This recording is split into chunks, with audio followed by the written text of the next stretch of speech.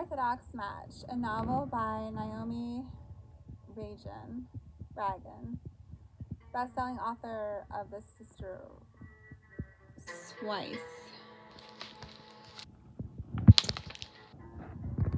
I'm reading this for the book club for Temple Bethel, an Orthodox Match. So, where were we?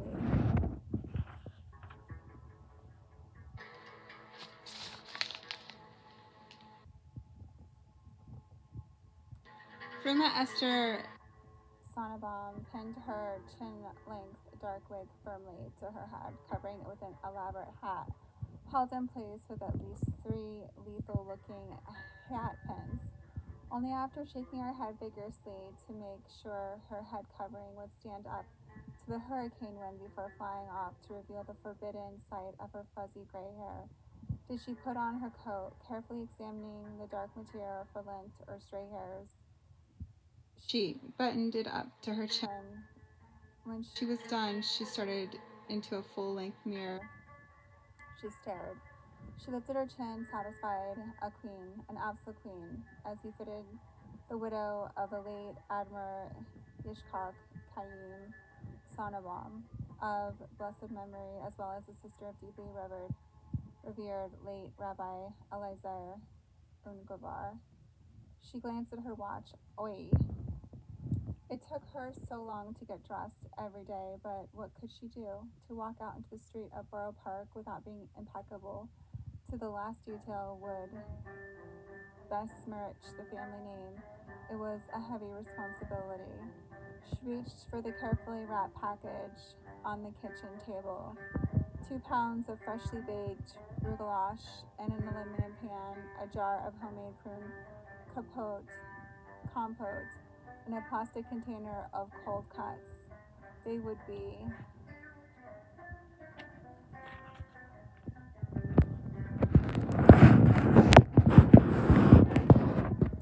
waiting her poor orphan grown children. Her son-in-law depended on her now. Once again, her heart filled with guilt that she had moved out of her late daughter's home and back into her own, but what could she do? She stayed as long as she could. At 74, she just didn't have the strength to take her daughter's place indefinitely. You did what you could, she kept telling herself unconvincingly, pressing the elevator button a little harder than was necessary. To assuage her guilt, she visited several times a week, bringing over home-cooked food and supervising the children for as long as she felt able. And when people asked her with concern how she was managing, she answered, as was expected of her, God be blessed.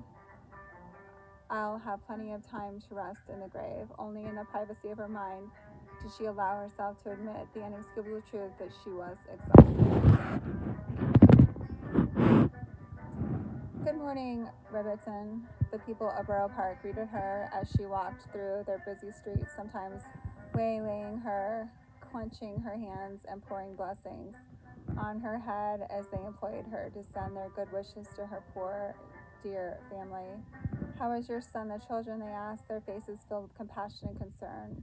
While she had no reason to doubt their sincerity, she couldn't help but feel resentful. Deep in their heart, she knew they asked themselves why the Sonnebaums had been visiting with the catastrophe. After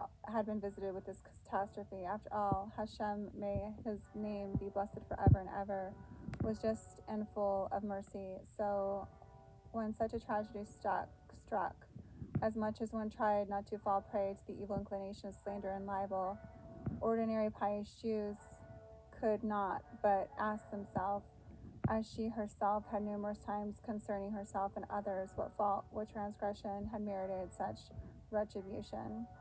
Her rancor was soothed by the knowledge that if asked, not one of them would refuse to help if they could. Compassion for the suffering was not only a religious obligation, but the norm in their little town. Wherever Torah-observant Jews gathered in the community, they became one big family. People prayed for you when you and yours were ill. They brought you meals when you were mourning and convalescing. They had numerous organizations eager to provide you free of charge with everything from children's medicine, with the pharmacies were closed, to tables and chairs for a family event, to fans to cool you in the summer, to heaters to warm you in the winter, to interest-free loans.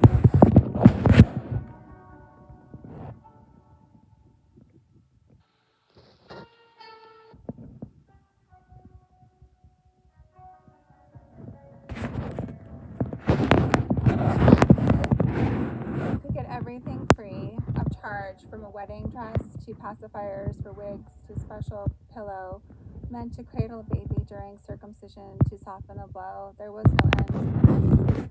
But like any family, there was a pecking order. People who were in charge, who had to be obeyed and respected, whose word was law. If you fell afoul of them, the family that could be so giving and compassionate could turn on a dime. Their backs a solid wall blocking you from the escaping from the cold into the into the warm lit room of their loving acceptance. Fruma Esther Sonnebaum was one of the people in charge. That knowledge glued together her broken heart as she made her determined way to her late daughter's family.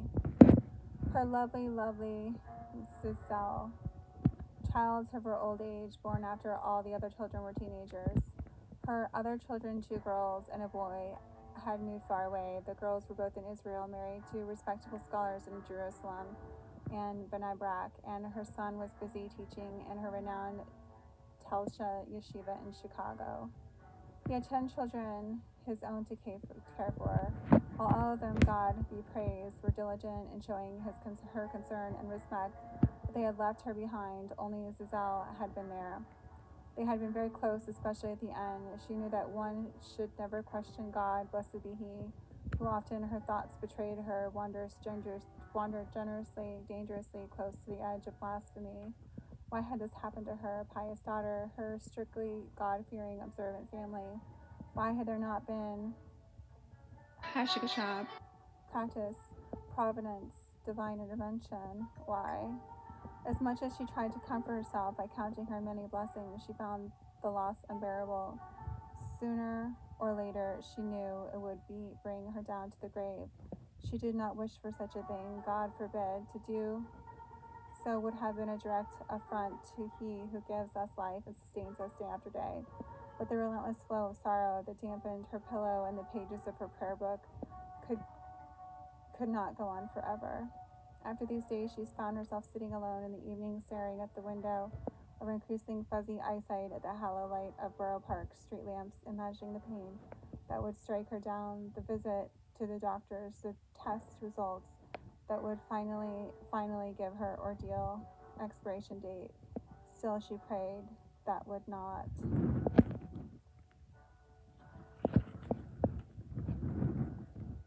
happen until her daughter's family was settled and taken care of, until the right wife could be found for her saintly son-in-law, the right stepmother to care for her suffering girl children.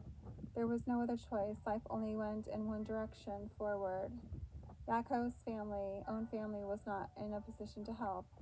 He had lost his saintly father at such a young age, and his mother had never remarried, and now God save us. His mother was in a nursing home, and that unspeakable disease that robs old people of everything they had struggled so hard to learn from infancy, stealing away a lifetime of education, accomplishments, connections, and memories, precious memories. That alone terrified her more than any debilitating physical pain. People could live for years like vegetables, a burden to everyone they loved, dependent on the mercies of indifferent strangers. Only not that, dear God, she prayed, only not that. Death would be a blessing compared to dependency. Yaakov's sibling could also not help. His brother Chaim was in Baltimore, married with large family. 3 sisters were spread out around the country and in Israel with their devout scholarly husbands, each one working hard to support Torah learning as well as to care for their large families. She blamed the breakup of their close-knit family on the high price of apartments in Borough Park and Flatbush. You had to be King Solomon to buy a normal house these days. The little brick town houses selling for over $1 million. Besides, the neighborhood was being taken over by his citizen moving into Williamsburg. Many Latvish families like her own were moving to Lakewood or Israel or wherever jobs in far-flung religious institutes seeking Torah true leadership were plentiful. As a result, large families had been dispersed, making it impossible for them to help each other through a tragedy such as which had befallen her poor son-in-law. Of course, friends, neighbors, and merciful strangers were temporarily taking up the slack of Zazel's loss, as was the rule in their holy community. Women sent meals to stock their refrigerator, offer their teenage daughters to babysit in the afternoons, and daycare centers had been found for the baby. The one of the mothers had been dropping off Mordecai Shalom every morning with her own, but if someone got sick and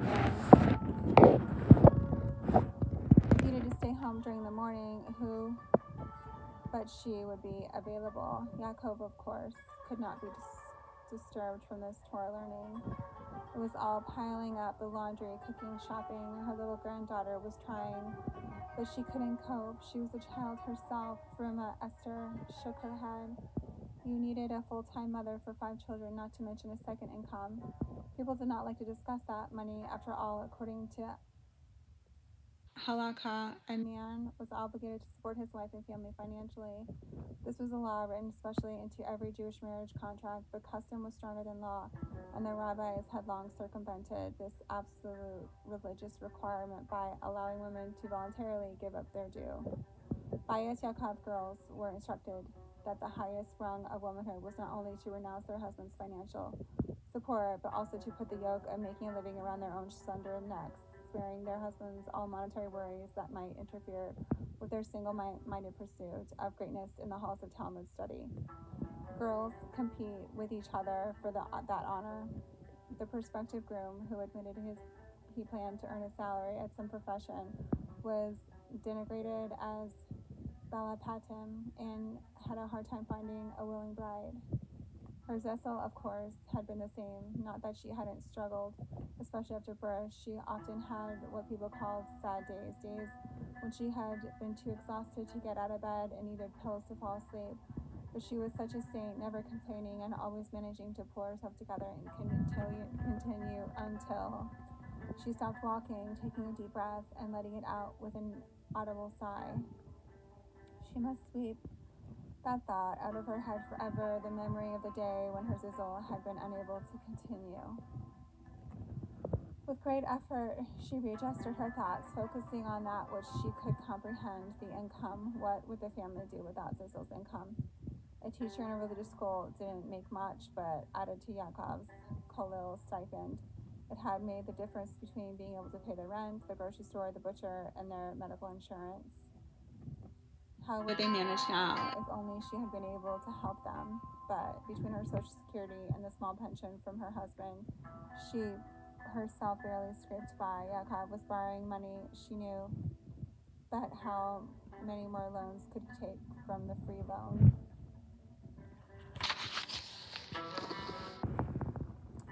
Societies, even if no interest was charged, the money still needed to be repaid. Otherwise, the family's reputation would suffer. It was a stopgap, not an answer. The only solution, she thought, was to find Yaakov a wife, an efficient, clever housekeeper who knew how to manage money and who would work while bringing in a monthly salary, a kind, pious woman who would care for her precious grandchildren as if they were her own. This was urgent. Waiting when non-Jews called a decent interval before beginning arrangements for such a new shidduch was not part of Jewish tradition. Such niceties had been erased from Jewish life by the unceasingly struggle to survive each generation, pogroms, and persecutions. If Jews had learned anything of value at all from their sufferings, it was this. The dead were to be honored and deeply mourned, but they were not irreplaceable, especially if there were children involved who needed a kind hand to wipe away their tears, especially if there was a Torah scholar whose learning was interrupted by material cares and whose natural physical needs were not being met. Practically from the moment of the 30 days of mourning had ended, the matchmakers had been bombarded. Yaakov and a prospective bride she not only knew of her, but forced herself to approve. It was Yaakov himself who had refused to cooperate. Even now, after a year, he insisted he had no intentions of returning their calls. She was sympathetic. In fact, his reluctance served only to raise him higher in her esteem. Of course, he missed her Zezel. What kind of monster would he be if he could so easily forget the lovely bride of his youth, the mother of his children, and just move on? But that was neither here nor there. The fact was he had and his children needed a woman in their lives, a mother and a wife. Her family wouldn't survive without one. She strained her shoulders, clenching the aluminum and plastic containers close to her ample bosom. It was probably urgent, requiring an immediate solution. With God's help, solve it she would. The moment Yaakov Lehman entered the study hall and heard the noisy, passionate chant of learning, his soul expanded, shedding all the constraints that sorrow had replaced around it. He searched for his Sherversa, Mayor Halpern, happy to see him in his familiar spot. They had been learning together for 10 years. Aside from his wife and children, it was the closest relationship he had ever had with another human being, close even than his parents. A good conversa, a steady partner you choose to learn with, was a gift from God. Sometimes it was random, sometimes he just happened to be sitting near you and needed a partner. Sometimes the Rosh Yeshiva played matchmaker between two students, and sometimes over the voices of other students you heard the comments of someone who intrigued and motivated you. It could be because you completed each other. One was precise and practical, pointing out all the tiny details, the how, while the other was deeply spiritual, delving into mystical meanings, the significance, the why. And sometimes you were exactly on the same wavelength, able to finish each other's sentences. Study pairs often lasted lifetimes, and students would change yeshiva.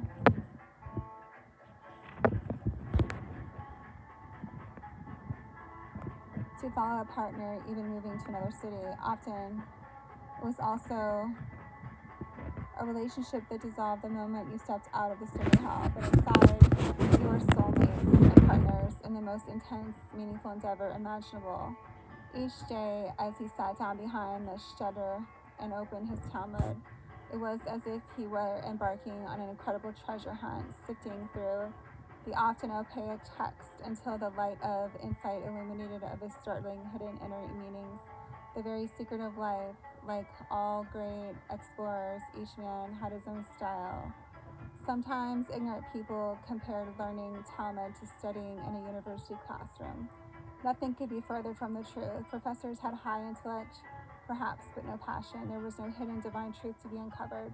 Quite the opposite. Their need was to pin down the ordinary, to expose the commonplace nuts and bolts. And they saw was the dark and light of bones and sinews. They missed the soft skin, the beautiful eyes, the sweep of eyelashes on a delicate cheek. What lover would keep an x-ray of his beloved in his wallet? A Talmud scholar did the best he could to connect to something much deeper. It was like praying to God. It was like working for him, joining with him to shape the world. And Yaakov Niermeyer, a smile lifted the corners of his mouth. He sat down in his chair, a sense of peace flowing through him that eluded him everywhere else in life, which was chaos, as was the world. Only here could he search for and find the divine order, the secret of reality. This was true work of men, he believed, to discover how to live the right way by learning God's law. And once he uncovered the secrets, it would be the task to enlighten others, to fill their lives with good, to save them from misery of ignorance, from a life walking blindly through the darkness, where jagged, sharp, stumbling blocks pierced, blocked, and injured one at every turn. It was the noblest of occupations and the most selfless. I think at page 41.